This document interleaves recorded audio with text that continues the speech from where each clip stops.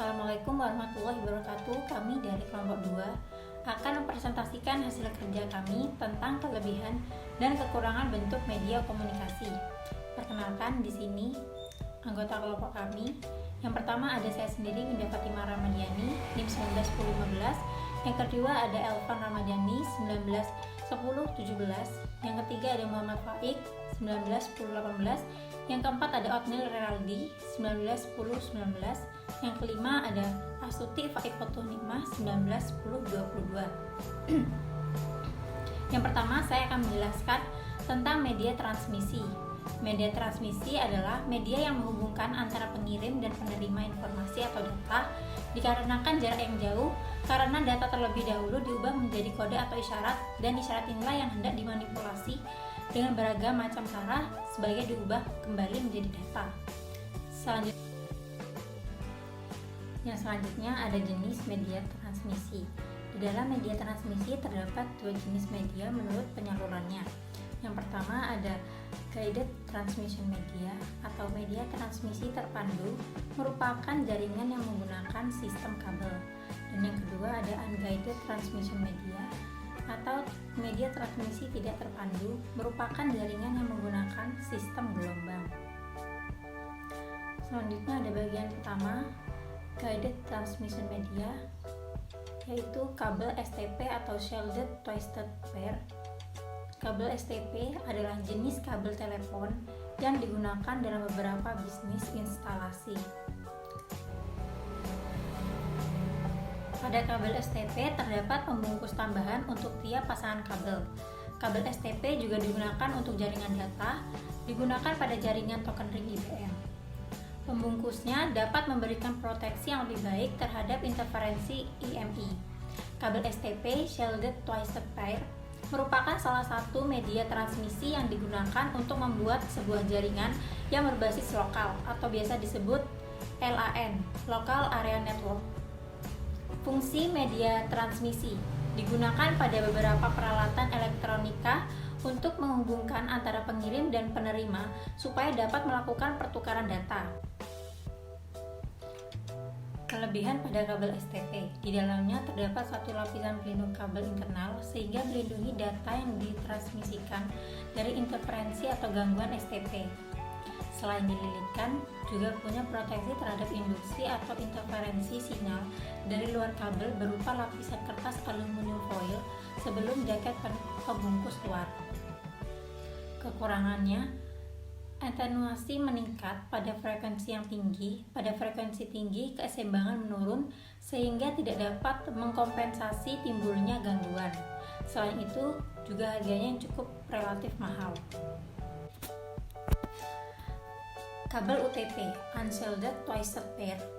UTP disebut unshielded karena kurang tahan terhadap interferensi elektromagnetik, dan disebut twisted pair karena di dalamnya terdapat pasangan kabel yang disusun spiral alias saling berlilitan. Selanjutnya ada fungsi kabel UTP. Digunakan sebagai media networking dengan impedansi 100 ohm. Hal ini berbeda dengan tipe pengkabelan twisted pair lainnya seperti pengkabelan untuk telepon. Karena UTP memiliki diameter eksternal 0,43 cm, ini menjadikannya mudah saat instalasi. UTP juga mensupport arsitektur jaringan pada umumnya sehingga menjadi sangat populer. UTP ada dua macam. Yang pertama untuk kabel telepon yang berisi 4 buah kabel. Yang kedua untuk jaringan komputer yang berisi 8 buah kabel. Beberapa catatan mengenai kabel UTP antara lain, yang pertama kecepatan dari keluaran 10-100 Mbps. Yang kedua, biaya rata-rata per nodenya murah. Yang ketiga, media dan ukuran konektornya kecil. Yang keempat, panjang kabel maksimum yang diizinkan hanya 100 meter. Kelebihan, yang pertama, proses instalasi terbilang cukup mudah. Yang kedua, harganya relatif terjangkau. Yang ketiga, ukuran kabel serta konektornya kecil. Tidak akan terjadi gangguan apabila salah satu saluran kabel mengalami kerusakan. Yang keempat, perawatannya yang cukup mudah. Selanjutnya ada kekurangan, jarak kabel yang hanya mencapai maksimal 100 meter. Yang kedua ada proses transmisi atau pengiriman data yang lambat. Yang ketiga ada rentan terhadap gelombang elektromagnetik. Yang keempat mudah diserang atau disadap. Yang kelima harus ada pipa plastik agar fungsi kabel menjadi maksimal. Assalamualaikum warahmatullahi wabarakatuh. Di sini saya Elvan Ramdhani Rahman. Saya akan melanjutkan presentasi dari teman saya. Yang ketiga ada kabel silang crossover cables. Kabel cross merupakan kabel jaringan Ethernet atau LAN di mana jenis kabel Starlink dan cross ini terbuat dari 4 pasang kabel berkinerja tinggi yang terdiri dari konduktor berpilin yang berfungsi sebagai alat transmisi data. Kedua ujung kabel itu menggunakan konektor RJ45. Fungsi pada dasarnya fungsi dari kabel fiber optik sama seperti jenis kabel yang lain, yakni menghubungkan antar komputer atau pengguna satu sama lain. Dan dalam lingkup jaringan tertentu, yang menjadi pembeda adalah kecepatan akses yang tinggi serta kemampuan transfer data lebih cepat. Untuk kelebihannya, yang pertama itu kebisingan listrik yang masuk atau keluar dari kabel dapat dicegah. Yang kedua ada crosstalk diminimalkan. Yang ketiga ada bentuk kabel termurah yang tersedia untuk keperluan jaringan. Yang keempat ada mudah ditangani dan dipasang. Kekurangannya, yang pertama kekurangannya itu ada deformasi, kemiringan, dan ketidakseimbangan. Yang keempat ada fiber optik, kabel kaca. Kabel fiber optik adalah jenis kabel yang berfungsi mengubah sinyal listrik menjadi cahaya dan mengalirkan dari satu ke titik yang lain. Bahan utama dari kabel jenis fiber optik ini adalah dari serat kaca dan plastik yang sangat halus, bahkan lebih halus dari selai rambut manusia. Fungsinya yaitu pada dasarnya kabel fiber optik sama seperti jenis kabel yang lain, yakni menghubungkan antar komputer atau pengguna satu sama lain dan dalam lingkup jaringan tertentu. Kelebihannya, yang pertama ada jenis kabel fiber optik ini memiliki kemampuan mengantarkan data dengan kapasitas besar serta jarak transmisi yang sangat jauh.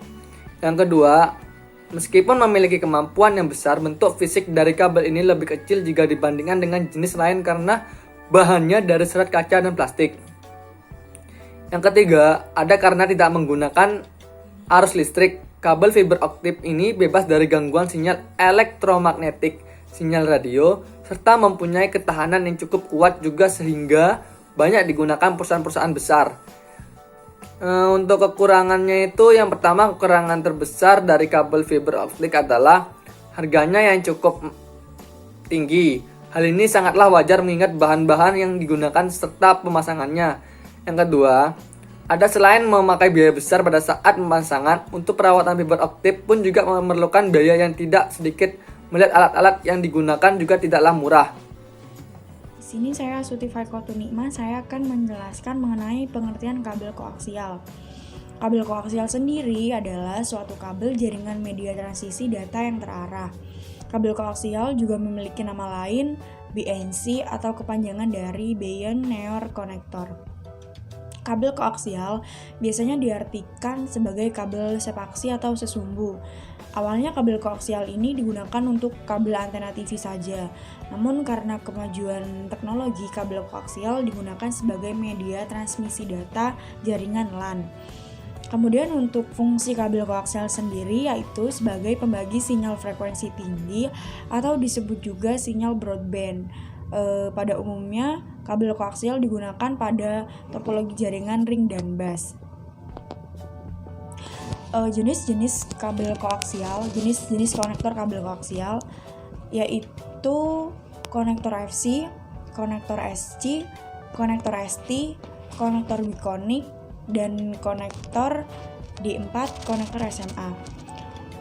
Tipe-tipe dari kabel koaksial sendiri yaitu koaksial RJ62A/U, koaksial RJ58A/U, dan koaksial RJ8 atau yellow cable. Kelebihan dari kabel koaksial memiliki harga yang relatif murah dibanding dengan jenis kabel yang lainnya. Kabel koaksial juga memiliki kecepatan yang cukup tinggi, namun memiliki keterbatasan dalam jangkauan. Sedangkan kekurangan dari kabel koaksial yaitu membutuhkan repeater sebagai penguat dalam jangkauan yang lebih luas, instalasi jaringan dengan kabel koaksial yang rumit, dan biaya pemeliharaan lebih mahal. Bagian yang kedua yaitu unguided transmission media. Poin keenam yaitu pengertian gelombang mikro. Gelombang mikro merupakan salah satu yang termasuk dalam radiasi elektromagnetik. Radiasi elektromagnetik itu berbentuk gelombang elektromagnetik yaitu gelombang yang dalam perambatannya tidak membutuhkan medium. Radiasi elektromagnetik ini meliputi gelombang radio, gelombang mikro atau microwaves, radiasi infrared, gelombang UV, sinar X, dan sinar Y. Yang mana semua radiasi tersebut memiliki persamaan, yakni sama-sama membentuk spektrum elektromagnetik yang bergerak dengan kecepatan cahaya. Sedangkan fungsi gelombang mikro sendiri yaitu gelombang mikro juga dimanfaatkan pada radar. Radar yang digunakan untuk mencari dan menentukan jejak suatu benda dengan gelombang mikro dengan frekuensi sekitar 1010 Hz. Kelebihan dari gelombang mikro yaitu akuisisi antar menara tidak begitu dibutuhkan. Dapat membawa jumlah data yang besar, biaya murah karena setiap tower antena tidak memerlukan lahan yang luas, frekuensi tinggi atau gelombang pendek karena hanya membutuhkan antena yang kecil, bandwidth yang tinggi, kemampuan hantar yang tinggi, dan mudah dalam instalasi. Kemudian untuk kekurangan dari gelombang mikro yaitu rentan terhadap cuaca seperti hujan dan mudah terpengaruh pesawat terbang yang melintas di atasnya. Jarak jangkauan yang terbatas, rawan interferensi RF atau EM, dan biaya perawatan yang cukup mahal. Selanjutnya akan dijelaskan oleh teman saya. Pengertian satelit komunikasi. Satelit komunikasi adalah satelit buatan yang dipasang di angkasa dengan tujuan telekomunikasi menggunakan radio pada frekuensi gelombang mikro. Cara kerja satelit komunikasi adalah satelit komunikasi melayani transmisi telepon dan data. Satelit jenis ini misalnya Telstar dan Intelsat. Komponen terpentingnya adalah transponder, yakni sebuah radio yang menerima percakapan dalam satu frekuensi, kemudian memperkuatnya serta mentransmisinya kembali ke bumi melalui frekuensi lain. Kelebihan: melalui transmisi satelit ini mencakup suatu wilayah bumi yang luas sehingga seluruh negara atau wilayah dapat dijangkau hanya dengan satu satelit saja. Menyediakan bandwidth yang lebih luas berdasarkan jenis alokasi SCPC atau MCPC.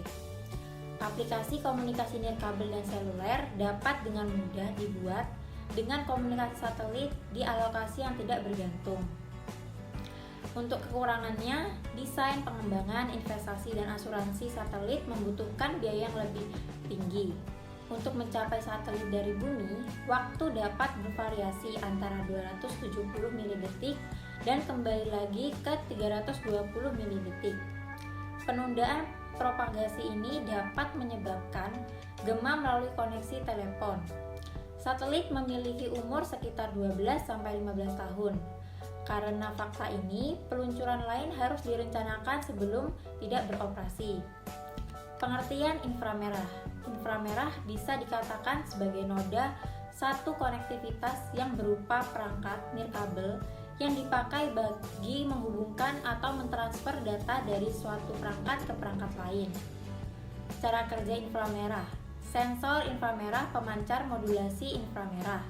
Contoh penerapannya ada pada pengguna sinyal inframerah pada TV, AC, dan lain-lain. Kelebihan: pengiriman data dengan inframerah bisa diterapkan kapan saja, sebab pengiriman dengan inframerah tidak membutuhkan sinyal. Pengiriman data dengan inframerah bisa dikatakan sepele, sebab termasuk alat yang sederhana.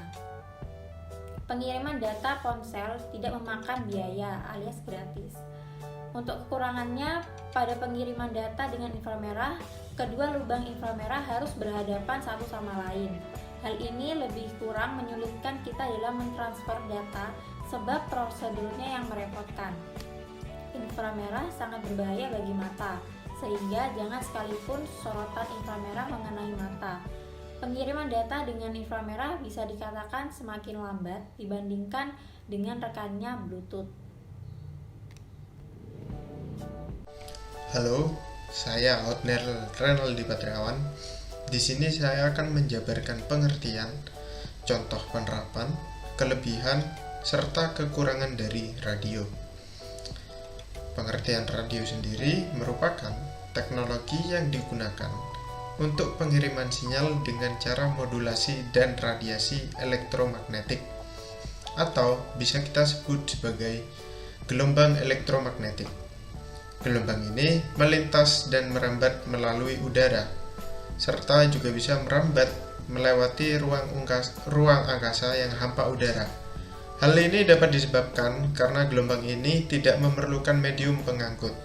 Medium pengangkut di sini contohnya seperti molekul udara. Lalu untuk penerapan dari radio tersebut ialah jika kita lihat dalam badan kepolisian atau Polri, badan tersebut memiliki frekuensi khusus, frekuensi radio khusus untuk mengcover seluruh kegiatan komunikasi yang dibutuhkan baik itu di lapangan maupun di dalam ruangan. Selanjutnya kita akan masuk dalam kelebihan radio. Kelebihan radio yang pertama, biaya relatif lebih murah. Mengapa hal ini terjadi? Dikarenakan radio hanya membutuhkan sinyal frekuensi atau frekuensi khusus dan tidak membutuhkan adanya sistem pulsa seperti pada alat komunikasi handphone atau smartphone. Untuk kelebihan yang kedua, dapat diakses dengan mudah dan dapat didengarkan secara offline tanpa adanya internet. Lalu yang ketiga, dapat digunakan untuk mendengarkan siaran jarak jauh. Yang kelima, ada lebih praktis dan fleksibel. Yang keenam, menjangkau daerah dengan akses sinyal yang minim. Lalu yang ketujuh, dapat digunakan untuk menargetkan pendengar di wilayah tertentu. Contohnya seperti yang saya contohkan barusan, yaitu dalam badan Polri pasti memiliki suatu frekuensi khusus yang hanya dapat diakses oleh anggota Kepolisian Republik Indonesia. Lalu selanjutnya ada kekurangan dari radio sendiri. Kekurangan radio yang pertama, tidak adanya gambar, visual, dan hanya berbentuk suara saja. Lalu kekurangan selanjutnya, siaran yang tidak dapat ditarik ulang atau tidak bisa di-replay. Lalu kekurangan yang terakhir adalah rentan mengalami gangguan sinyal. Gangguan sinyal di sini dapat terjadi karena posisi radio tersebut berada dalam luar jangkauan frekuensi tersebut. Di sini selanjutnya saya akan menjabarkan pengertian Bluetooth, cara kerja Bluetooth, kelebihan Bluetooth, serta kekurangan Bluetooth. Bluetooth sendiri adalah suatu peralatan media komunikasi yang dapat digunakan untuk menghubungkan sebuah perangkat komunikasi dengan perangkat komunikasi lainnya. Bluetooth umumnya digunakan di handphone, komputer, atau PC, tablet, dan lain-lainnya. Fungsi dari Bluetooth yaitu untuk mempermudah berbagi atau sharing file audio menggantikan penggunaan kabel dan lain-lainnya. Kita masuk pada cara kerja dari Bluetooth. Sistem Bluetooth terdiri atas sebuah radio transceiver, baseband link management dan control, baseband processor atau SRAM, flash, dan voice codec. Saya akan melanjutkan penjabaran, yaitu penjabaran ini adalah Bluetooth. Bluetooth merupakan suatu peralatan media komunikasi yang dapat digunakan untuk menghubungkan sebuah perangkat komunikasi dengan perangkat komunikasi lainnya. Bluetooth Umumnya digunakan di handphone, komputer atau PC, tablet, dan lainnya. Fungsi dari Bluetooth yaitu untuk mempermudah berbagi atau sharing file menggantikan penggunaan kabel. Lalu kita masuk dalam cara kerja dari Bluetooth itu sendiri. Sistem Bluetooth terdiri atas, yaitu yang pertama sebuah radio transmitter, baseband link management, kontrol, dan baseband. Di dalam baseband sendiri terdapat prosesor core, SRAM, UART, PCM USB interface, lalu flash dan voice codec. Lalu setelah menyebutkan bagian-bagian tersebut, kita akan masuk ke dalam cara kerjanya.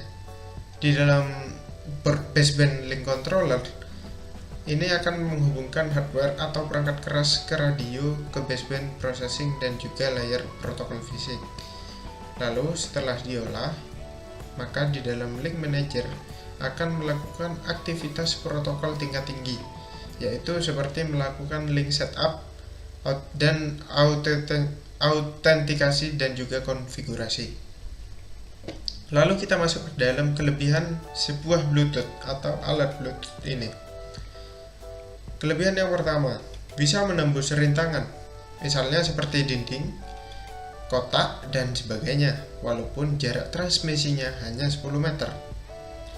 Untuk kelebihan yang kedua, tidak memerlukan media kabel ataupun kawat. Yang ketiga, dapat mensinkronisasi data dari handphone ke komputer atau laptop, dalam artian PC. Lalu selanjutnya dapat dipakai sebagai perantara modem. Lalu yang terakhir, praktis dalam penggunaannya. Di samping kelebihan yang telah dijabarkan, tentunya Bluetooth memiliki kekurangan, yaitu kekurangan yang pertama, memakai frekuensi yang sama dengan gelombang Wi-Fi. Yang kedua, jika terlalu banyak koneksi Bluetooth di dalam suatu ruangan, maka akan menyebabkan kesulitan untuk menemukan penerima yang dituju atau dikonekkan. Selanjutnya, cukup banyak mekanisme keamanan yang harus diperhatikan untuk mencegah kegagalan penerimaan data atau penerimaan data maupun informasi. Lalu kekurangan yang terakhir dari Bluetooth ialah kecepatan dalam transfer yang tidak tetap, tergantung dari perangkat yang dipakai untuk mengirim dan yang menerima data maupun informasi tersebut. Lalu ada contoh penerapan Bluetooth dalam kehidupan sehari-hari. Contoh penggunaan Bluetooth sendiri dalam kehidupan sehari-hari ialah seperti kita mengontrol televisi, speaker, lalu earphone, dan lainnya yang terintegrasi dengan sistem Bluetooth atau dapat melakukan pair dengan sistem Bluetooth. Terima kasih.